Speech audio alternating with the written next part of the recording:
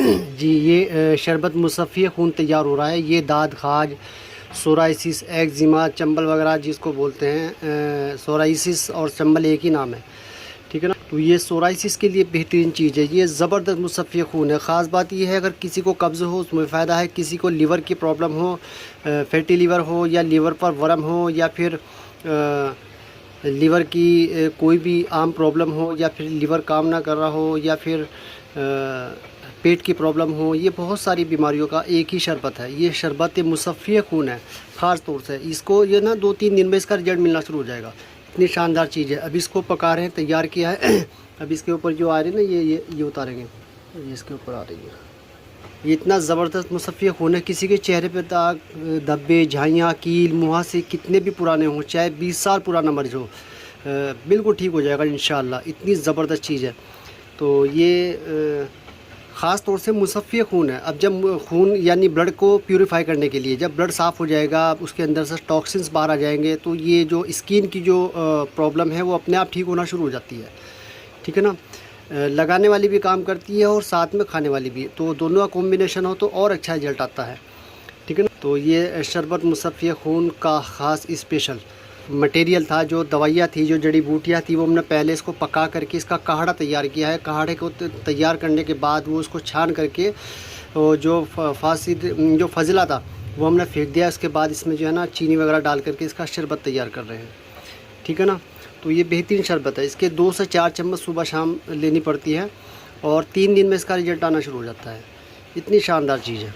Psoriasis तो ये समझ लो किसी को कितना 10-15 साल 20 साल पुराना कितना भी हो, पर यह है थोड़ा सा ज़्यादा इस्तेमाल करना पड़ता है, 1 से 2 महीने या ज़्यादा 3 महीने, मतलब 3 दिन में रिजल्ट मिलना शुरू हो जाएगा। इतनी शानदार चीज़ है। कुछ लोग जो है ना वो एलोपैथिक इस्तेमाल करते हैं, यानी कि अंग्रेज़ी दवाई इस्तेमाल करते हैं दाद खाज के लिए, सोराइसिस के लिए या फिर एक्जिमा वगैरह के लिए।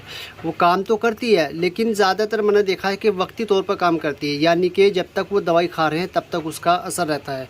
मैं आपको एक एग्जांपल देता हूँ। मिसाल के तौर पे आपने एक तरह से इस तरह से मान लीजिए, देखिए एलोपैथिक अपनी जगह ठीक है, हम उसको गलत नहीं बोलते। हर एक इलाज जो है वो आयुर्वेदिक हो, यूनानी हो, देसी हो, एलोपैथिक हो, होम्योपैथिक हो, सबका अपना अपना तरीका है। हम किसी को गलत नहीं बोल रहे। बट क्या है कि मैंने ज़्यादातर देखा है कि जो एलोपैथिक जो इलाज है वो वक्ती तौर पर फ़ायदा होता है। इसमें ख़ास करके जो स्किन प्रॉब्लम की जो कंडीशन होती है, ज़्यादातर मैंने देखा है कि इसमें जो है जब तक दवाई लेते रहते हैं कि ना खुजली वगैरह में इसमें ठीक हो जाता है, उसके बाद दवाई छोड़ने के बाद फिर रिपीट हो जाता है।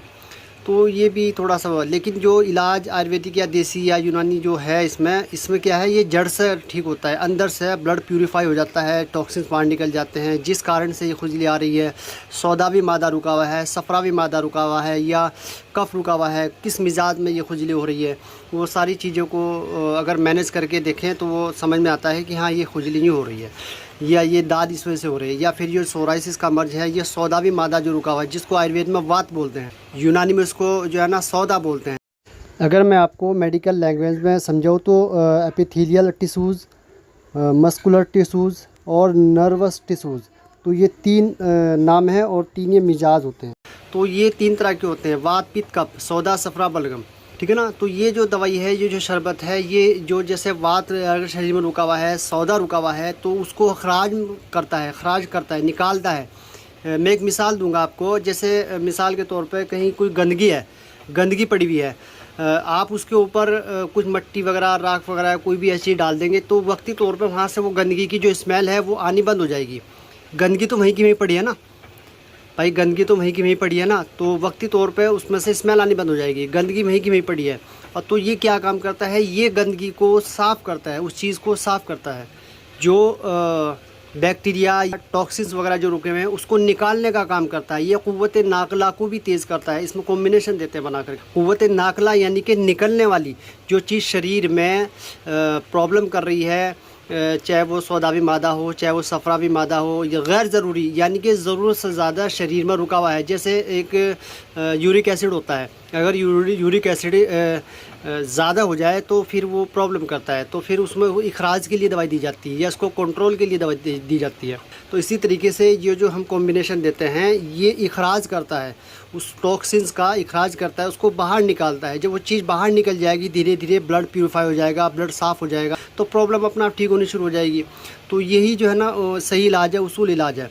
ज़्यादातर तो देखा गया है कि ये जो दवाई है ये अक्सर मिजाज पर काम कर जाती है वैसे तो, क्योंकि ज़्यादातर जो ये स्किन प्रॉब्लम है, जो चमड़ी के जो रोग हैं, ये ज़्यादातर सौदावी और सफरावी यानी कि खुश्की सर्दी और खुश्की गर्मी में ज़्यादा हुआ करते हैं। सफरावी में भी पित्त में भी हुआ करते हैं, ठीक है ना। तो ये इस तरह का कॉम्बिनेशन है। तो इसमें बदर का भी बदल देते हैं कभी कभार, कभी जो है ना मिजाज के मुताबिक उसका खाना पीना भी बदल दिया जाता है, भाई आप ये चीज़ खाओ ये मत खाओ। ये भी ज़रूरी नहीं है कि सबको यही दवाई ये दें या एक ही दवाई दें, तो कई बार जो है ना वो बदलनी पड़ती है मरीज़ की कंडीशन के हिसाब से, मिजाज के हिसाब से या फिर प्रॉब्लम के हिसाब से, है ना, ठीक है ना। तो ये सब चीज़ें थोड़ा अगर ध्यान में रखें, अगर इस्तेमाल कराएं या कोई दवाई चलाएं तो यकीन मानिए इंशाल्लाह बेहतरीन रिज़ल्ट आएगा और मरीज़ बिल्कुल एकदम ठीक हो जाएगा। तो जो भी मेरे भाई हकीम वगैरह हैं, डॉक्टर हैं, वैद्य हैं, तो वो थोड़ा सा ध्यान रखा करें, लॉजिक समझे, लॉजिक को समझ के इलाज करेंगे तो इंशाल्लाह कामयाबी मिलेगी। कुछ नुस्खा जात ऐसे हैं, कुछ दवाइयाँ ऐसी हैं जो ख़ास कर कुछ अक्सर मिजाजों पर काम कर जाती है, लेकिन ये जो कॉम्बिनेशन मैंने बनाया तैयार किया ना, तो ये ऐसा कॉम्बिनेशन है, ये अक्सर मिजाज पर काम कर जाता है, ख़ास करके सौदा यानी खुश्की सर्दी और खुश्की गर्मी पे काम करता है ये। और इसी मिजाज में ये चमड़ी का रोग जो है, चमड़ी की जो बीमारी है, ये ज़्यादा हुआ करती है। तो इसी हिसाब से कॉम्बिनेशन है। इसके साथ में और भी दवाई है, फिर साथ में लगाने वाली भी दवाई है। और इसको वैसे भी अगर कोई इसको महीना 20 दिन इस्तेमाल कर लेना तो ब्लड प्यूरीफाई हो जाएगा, बेहतरीन और ज़बरदस्त, ठीक है दोस्तों। ये समझ लो कि चर्म रोग कोई सा भी हो, कितना भी पुराना हो, दाद, खाज, फोड़ा, फुंसी, सोराइसिस, कील, मुहासे, झाइयाँ वगैरह वगैरह कितने भी पुराने हो तो बिल्कुल ठीक हो जाएगा इंशाल्लाह। आप एक बार ज़रूर संपर्क करें। अगर किसी को प्रॉब्लम है तो अपना फ़ोटो भेजें, जहाँ पे आपको मुतासिर जगह बोलते हैं, जहाँ पे आपको जैसे टांग वगैरह पे है या चेहरे पे है या हाथ पे है, या सिर्फ वो फ़ोटो भेजिए जो भेजना मुनासिब हो। यानी कि अगर टांग पे है, नीचे पाँव पे है, हाथ पे है या चेहरे पे है या गाल पे है। अच्छा, बहुत सौ को जो है ना पूरे शरीर पर सोराइसिस होती है, तो वो पैर का फ़ोटो भेज दे, हाथ का भेज दे। अगर वो मर्द है, जेंट्स है, तो कमर का या पेट का भेज सकते हैं, चेहरे का भी भेज सकते हैं, लेकिन शर्म वाली या पर्दे वाली जगह का ना भेजें प्लीज़, रिक्वेस्ट है आपसे। फिर उसी हिसाब से आपको अगर ज़रूरत हो तो दवाई मंगा सकते हैं। तो एक बार ज़रूर संपर्क करें। जो स्किन प्रॉब्लम से परेशान है, सोराइसिस से परेशान है, दाद खाज से परेशान है, तो एक बार ज़रूर संपर्क करें, ठीक है दोस्तों। अल्लाह हाफिज़।